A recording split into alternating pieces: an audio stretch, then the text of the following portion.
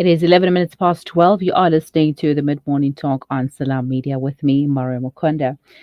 Therapy can be hugely beneficial and empowering. Taking charge of your life and getting professional help, navigating and of challenges you may be facing can always be a good thing. But how do you know if seeing a therapist is right for you? Joining me on the line right now to tell us more is Saeed Abduh Malizani, who has an advanced diploma in depression counseling and is also a certified psychotherapist. Assalamu alaikum wa rahmatullahi wa barakatuh, Sheikh, and shukran for joining me. Wa alaikum salam wa rahmatullahi wa barakatuh. All right, Sheikh, we're talking about therapy today, and we have previously spoken about how therapy is necessary and important. But let's remind the listeners once again, why is therapy important? What are the benefits of therapy? Yeah, the benefit of therapy is that we can't self-diagnose ourselves. So when you go to see a therapist, a psychologist, or psychiatrist for that matter, they are trained to understand how mental health works and how the mind works and how the connection between the mind and body works. So they will be able to, ask you questions to ascertain whether you have a certain mental illness or not, whether you're depressed or you got stress or you don't have that. And they'll be able to help you through your journey, talking to you and making you feel at ease and like it's a safe place where you can actually express your emotions, and then they can help you, get to where you're supposed to get to, so that you can become whole and full and happy again.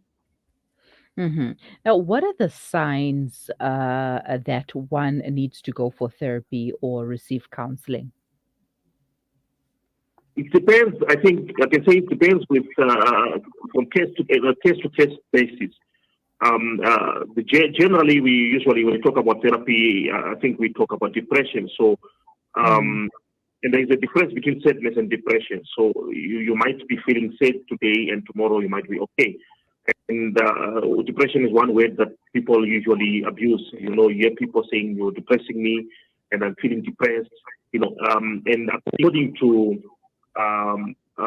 the DSM, which is a statistical manual that the therapists and psychologists use to determine whether a person has a certain mental health problem or not. A person has to be sad for at least 2 weeks continuously on each day or most of the days in that period for a person to be called to be said that this person is depressed. So if it goes on this particular sadness, it goes on with certain symptoms. I'm just giving depression as an example. If it carries on for a period of about 2 weeks, then that is a sign that you actually must go in and seek therapy. All right. Since we're on the topic of depression, and many people would self-diagnose themselves, thinking that perhaps I have depression, perhaps I should go and see a doctor or a therapist, etc. Is it wise to self-diagnose?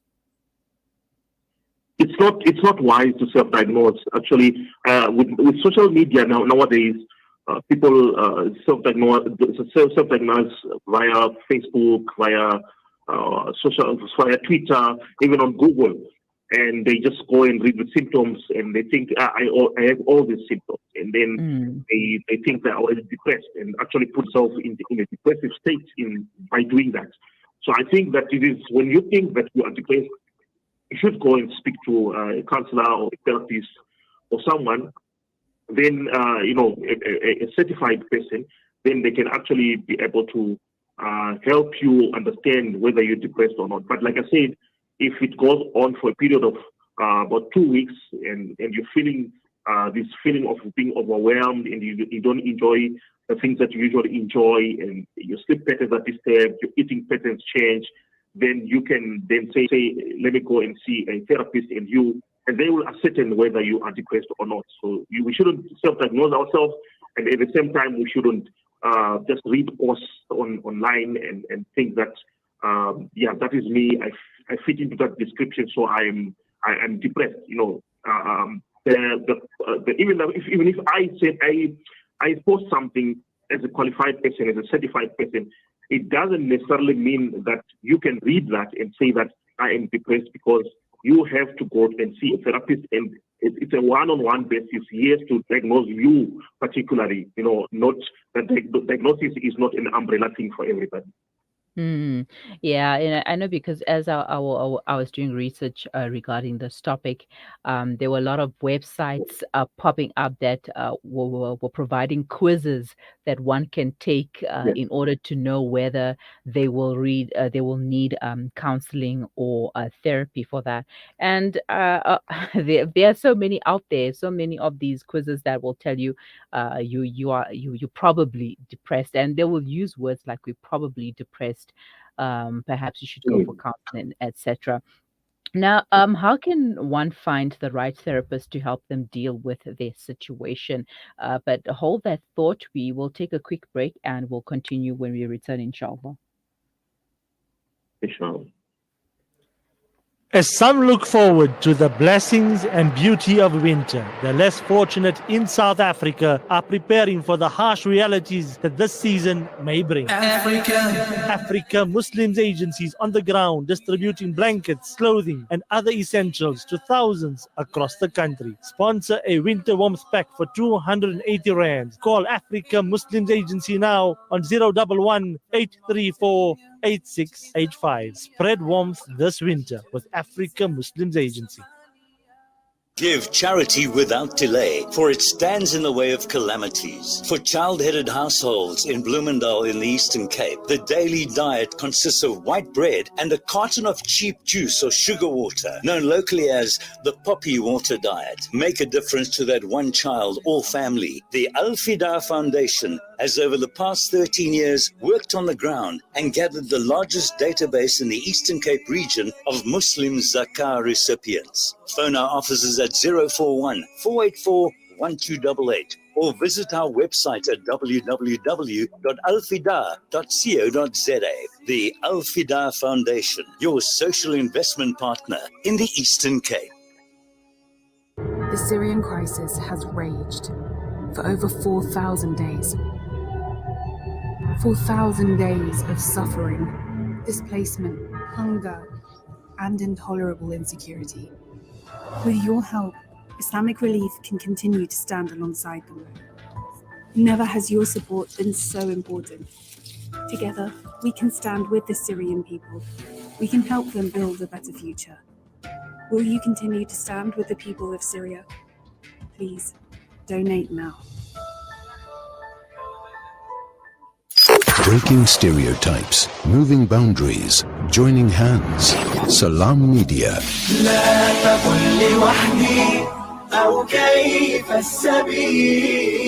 Humanity sets the agenda. Welcome back. You are listening to the Mid Morning Talk on Salam Media, and today we are talking about counseling and therapy, or rather, telltale signs that you might need therapy with certified psychotherapist Sheikh Saeed Abduh Malizani. Sheikh, shukran for staying on the line now. How can you find the right therapist to help you deal with your situation now, perhaps that you've discovered that you require therapy or counseling, and you now need to find the suitable person to help you deal with your situation? Yes, that's a very important question, because I've seen myself, since I came into the field of psychology and psychotherapy, there is a lot of healers mushrooming everywhere, on the internet, social media, and I think it's a quick money-making scheme, because a lot of people are depressed anyways every day. So people have a lot of issues. People have anxiety issues, so people are taking advantage of that. So we need to understand where we should go. And certain people are helpers, but they are not therapists. That there is a difference. For example, we're talking of we have to understand the difference between issues that we need to resolve with a life coach, for example, and then issues that we can resolve with a counselor or a therapist, for example. So those are two different issues. So When you have issues like depression and stress, these are issues that specifically need someone who is qualified as a therapist. And according to the Health Professional Council of South Africa, a person can become a counselor and be registered as a counselor only with a 4-year degree. Yeah, that's tough, but I think that is very fair because it is very difficult to, I think therapists and psychologists are the only people who actually deal with illness that they cannot see. So there's so much room for error, So people have to be very careful who they go to and they ask for help from, So you can see a psychiatrist, you can see a psychologist, you can see a therapist. So a therapist, like I said, he might not be a psychologist, but he might be trained. Generally, it's a 4-year degree. I don't know anything else less than that. So that's where you go to these people and you find out. So also the word therapist is a little bit misleading in a lot of ways because what type of therapy do you do? So like I call myself a psychotherapist to make it clear it's psychological therapy. Which is basically talk therapy where we speak to a person and hear what their problem, listen to them and guide them through the process. No medication is used, so on and so forth. So there's different type of therapies. So some people they use other therapies as well. The different so you find out once you decide, okay, I want to go and see Sheikh Saeed, for example. What type of therapy does he do?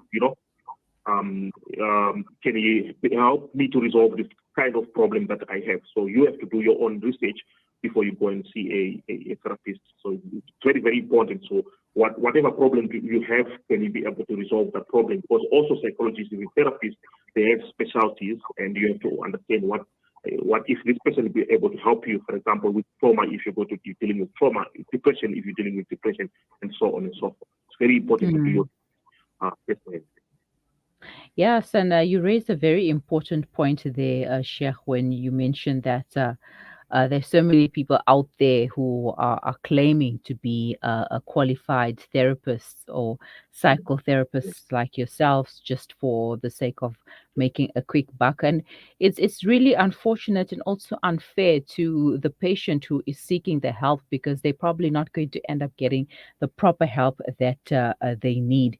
Now, when is it a good time to start with therapy once you have found the right person to help you out with your situation, with your problem? When should you start?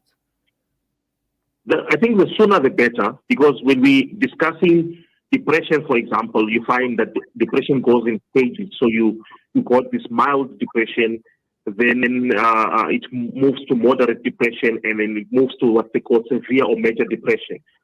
You go into a major depressive state. So the sooner the better. When it's still mild, the symptoms are can easily be dealt with through talk therapy or any other type of therapy.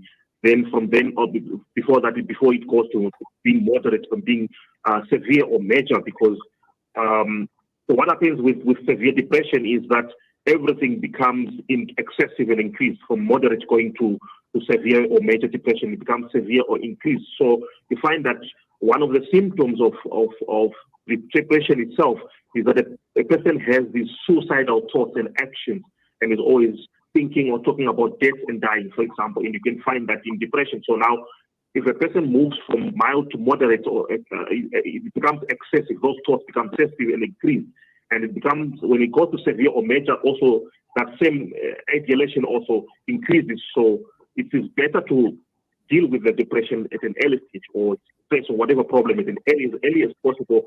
We might think that no, it's just minor, I'm coping, but probably you're not coping well. So when you see a therapist, then earlier it is better, it will save you money, talking from financial point of view, and it will save you trouble also talking from a psychological point of view. Mm-hmm. Yeah, and usually when we catch a cold or we have flu, the first thing that we run to go and see our doctor. We run to go and get our medication. So I think when it comes to mental health as well, we should run to go and get the help that we need. There is a comment here from Sakumzi Tombeni who says, here are types of mental health below schizophrenia, a mental disorder characterized by delusions, hallucinations, disorganized thoughts, speech and behavior, major depressive disorders, mental health disorders having episodes of psychological depression, bipolar disorder, a serious mental illness characterized by extreme mood swings, and they can include extreme excitement episodes or extreme depressive feelings, post traumatic stress disorder, a mental health condition that develops, and the comment has been cut off there, and I cannot continue with that. But we get the point that there are there are different types of mental health issues that require counseling and will require specific specialists for them as well. Yes. Now, Sheikh, is it possible for one to treat themselves without therapy or counseling? It is possible for minor issues. Yes, it is possible, but obviously, with the guidance of someone, someone has to coach you through. So, as someone will tell you, you come to myself, and I'll tell you your issue. You have to go into A, B, C, D. So you can say you're coaching it, you are doing it yourself, but basically someone is still guiding you through the way, So, but like I said, the most important thing is the diagnosis. You can't diagnose yourself. So someone has to give you the diagnosis, and they give you the way forward, and they tell you how to do it. Then obviously there will be monitoring and evaluation from the psychotherapist or psychologist or whoever is the mental health expert. Then they will be following up with you to see how you're doing. So that is the only way we can actually say that you can actually help yourself in that sense. Yeah. Mm-hmm. What should you expect when you get to your first therapy session? So the first therapy session then basically is the therapist gets to know you. You get to know your therapist. As a therapist, I'll be building rapport with you. I want to make you relax, make you know that it is a safe space, making you know that whatever you say within the therapy room is safe. There is confidentiality between you and me, and obviously that's the time there's a lot of filling in of the form information. I'll be gathering information from you, family history. Do you have anyone in your family who's got history of depression? To know if it's linked to you somehow, because that's one of the risk factors. That if you have someone from your family who's got history of mental illness, it's a risk factor. It might be you as well. So we look at all those things and ask you these questions. We gather information basically in the first session, depending how long the session is, depending on the type of therapy the therapist uses, because there are different types. I'm eclectic, which means I use a lot of different types of therapy in my home, and I'm more relaxed in a way. But in any case, the first session we gather all this information to try to find out what is the problem. So what happens is depression itself has its symptoms, but a therapist like myself, I look at depression as depression itself is also a symptom of something else. So we'll be digging to understand what is the cause of you getting depressed. Not trying to treat the depression itself, I try to treat the root cause of the depression. So it depends on the therapist. So, but first session, they gather that information, then they make a plan together, or how we're going to work out on this. He tells the client what's going to happen, the charges, if he charges any monies, and all that information that the client needs to know. Then that's highly used as also in therapy. Basically, that's that, and then they arrange the next stage where they can start the whole therapy sessions where the healing starts. All right. And Sheikh, final thoughts and advice, and also how people can contact you should they require your services. Okay. My final thought is you have to one thing I can just say, there's a lot of things, but one thing I can say is, if you feel sad, we're not saying you're feeling depressed. If you're feeling sad, what you have to do is try to not isolate yourself. Go to groups of people, go to the masjid if you're Muslim, go to your community center, mix with people, talk to a lot of people, chat to people, connect with people as well.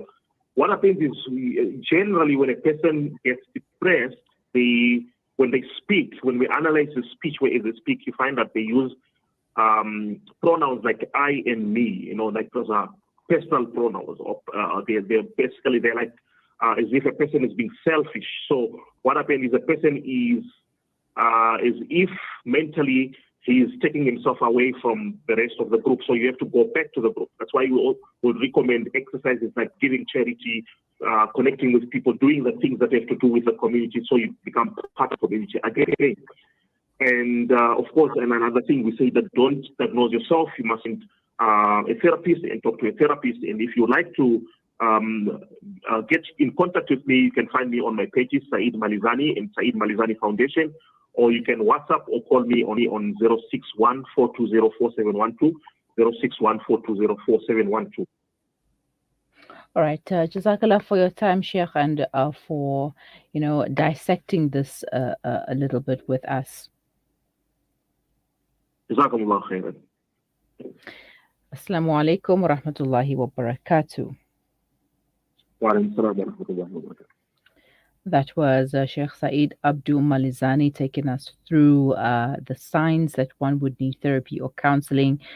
Sheikh is a certified psychotherapist with an advanced diploma in depression counseling, and you can contact him on 061 420 4712. And find him on social media, Saeed Abduh Malizani. It is 12:32. You are listening to the Mid-Morning Talk on Assalam Media. We will be right back.